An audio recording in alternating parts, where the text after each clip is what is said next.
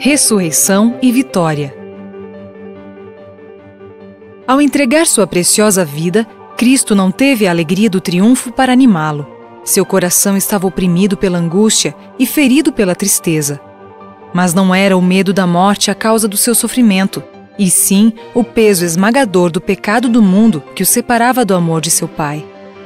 Isso foi o que quebrantou o coração do Salvador, a tal ponto que determinou sua morte antes do tempo previsto. Cristo sentiu a angústia que os pecadores hão de sentir quando tiverem consciência de sua culpa e reconhecerem estar para sempre excluídos da paz e da alegria do céu. Os anjos contemplam com assombro a intensa agonia do Filho de Deus. Sua angústia mental é tão intensa que quase não sente os sofrimentos da cruz. A própria natureza se envolveu com aquela cena. O sol, que até o meio-dia havia brilhado no firmamento, de repente negou seu brilho. Em volta da cruz, tudo ficou mergulhado em trevas, como se fosse a hora mais escura da noite. Essa escuridão sobrenatural durou 3 horas completas. Um terror indescritível se apossou da multidão. As zombarias e insultos cessaram completamente. Homens, mulheres e crianças caíram por terra cheios de pavor. Relâmpagos ocasionais iluminavam a cruz e o Salvador crucificado. Todos julgavam que sua hora de retribuição havia chegado. À hora 9, as trevas se dissiparam de sobre o povo, mas ainda envolviam o Salvador como um manto. Raios flamejantes pareciam arremessar-se sobre ele ali pendurado na cruz. Foi então que exclamou, em um grito desesperado: Deus meu! Deus meu! Por que me desamparaste? Mateus 27, 46.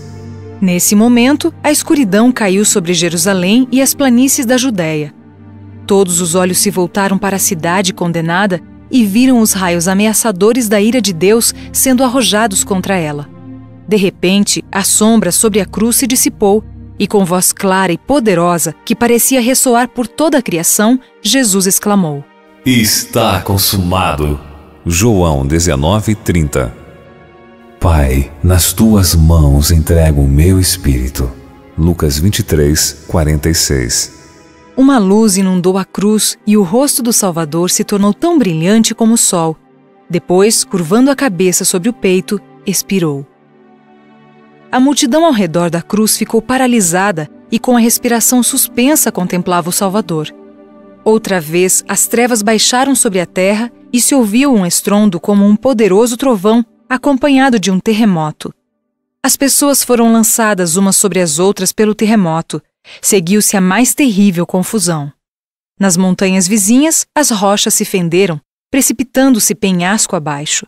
Os túmulos se abriram, lançando de si seus mortos. Parecia que toda a criação estava se partindo aos pedaços. Sacerdotes, príncipes, soldados e o povo, mudos de terror, jaziam prostrados ao solo. O sacrifício legítimo. Na hora em que Jesus morreu, alguns sacerdotes estavam ministrando no templo em Jerusalém.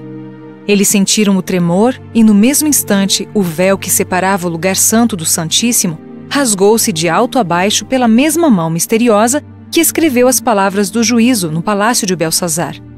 O lugar santíssimo do santuário terrestre não era mais sagrado. Nunca mais a presença de Deus haveria de cobrir o propiciatório. Jamais o favor ou desfavor de Deus seria manifestado pela luz ou sombra nas pedras preciosas do peitoral do sumo sacerdote. O sangue do sacrifício oferecido no templo havia perdido o valor. Ao morrer, o Cordeiro de Deus havia se tornado o sacrifício pelos pecados do mundo. Quando Cristo morreu na cruz do Calvário, abriu-se um caminho novo e vivo destinado tanto aos judeus quanto aos gentios. Os anjos se alegraram quando o Salvador exclamou: Está consumado. João 19, 30. O grande plano da redenção havia sido cumprido. Através de uma vida de obediência, os filhos de Adão poderiam finalmente ser exaltados à presença de Deus. Satanás havia sido derrotado e sabia que seu reino estava perdido. No sepulcro. O Salvador havia sido condenado por crime de conspiração contra o governo romano. Pessoas que eram executadas por esse motivo tinham que ser sepultadas à parte, em um local destinado a tais criminosos. João, o discípulo amado, estremeceu ante a ideia de que o corpo de seu amado mestre pudesse ser levado pelos insensíveis soldados romanos e sepultado em um lugar de desonra. Mas ele não podia evitar isso e tampouco tinha alguma influência junto a Pilatos. Nesse momento de indecisão, Nicodemos e José de Arimateia, homens ricos e de influência, vieram para ajudar os discípulos. Ambos eram membros do Sinédrio e conhecidos de Pilatos, e decidiram que o Salvador seria sepultado com as devidas honras. José foi à presença de Pilatos e pediu corajosamente o corpo de Jesus. Pilatos, depois de haver se informado de que Jesus estava realmente morto, concedeu-lhe o pedido. Enquanto José foi conversar com Pilatos, Nicodemos fez os preparativos para o sepultamento. Era costume, na época, embalsamar o corpo com ungüentos preciosos e especiarias e envolvê-lo com lençóis de linho. Assim, Nicodemos trouxe cerca de 50 quilos de um preparado de mirra e aloés muito caro para o corpo de Jesus. Nem a pessoa mais honrada de Jerusalém poderia receber maior respeito e honra em sua morte. Os humildes seguidores de Cristo ficaram maravilhados ao ver o interesse demonstrado por esses príncipes ricos no sepultamento de seu mestre. Homenagens póstumas. Oprimidos pela tristeza, os discípulos se esqueceram de que Jesus predissera aqueles acontecimentos. Estavam sem esperança. Nem José, nem Nicodemos aceitaram a Jesus como Salvador abertamente enquanto ele vivia, mas tinham ouvido seus ensinos e acompanharam bem de perto cada passo de seu ministério. Embora os discípulos tivessem esquecido as palavras do Salvador acerca de sua morte, José e Nicodemos se lembravam muito bem delas. E as cenas ligadas com a morte de Jesus, que desanimaram os discípulos e abalaram sua fé, foram para esses líderes a prova incontestável de que Jesus era o Messias, levando-os a tomar uma posição firme ao seu lado. O apoio desses homens ricos e honrados foi extremamente oportuno naquela ocasião. Eles podiam fazer por seu mestre morto o que era impossível aos pobres discípulos. Com delicadeza e reverência, removeram da cruz com as próprias mãos o corpo de Cristo. Lágrimas de compaixão fluíam livremente ao contemplarem o corpo ferido e dilacerado do mestre. José possuía um sepulcro novo talhado na rocha. Ele o havia construído para seu próprio uso, mas agora o destinara a Jesus. O corpo, com as especiarias trazidas por Nicodemos, foi cuidadosamente envolto em um lençol de linho e o Redentor foi levado à sepultura. Embora os príncipes do povo tivessem conseguido a morte de Cristo, não podiam ficar tranquilos. Conheciam muito bem o seu grande poder. Alguns deles estiveram presentes no túmulo de Lázaro quando Jesus o chamou de volta à vida e tremiam ao pensar que Cristo poderia ressuscitar dos mortos e aparecer diante deles. Tinham ouvido Jesus dizer à multidão que estava em seu poder depor sua vida e reavê-la, e lembraram-se de suas palavras. Destruí este santuário e em 3 dias o reconstruirei. João 2:19. E sabiam que ele se referia a seu próprio corpo. Judas lhes havia dito que em sua última viagem a Jerusalém, ele teria dito: Eis que subimos para Jerusalém, e o Filho do Homem será entregue aos principais sacerdotes e aos escribas.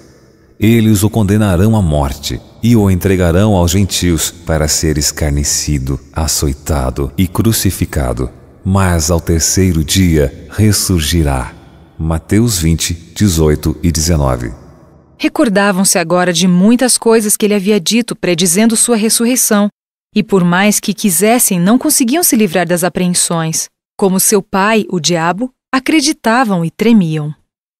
Todas as coisas confirmavam que Jesus era o Filho de Deus.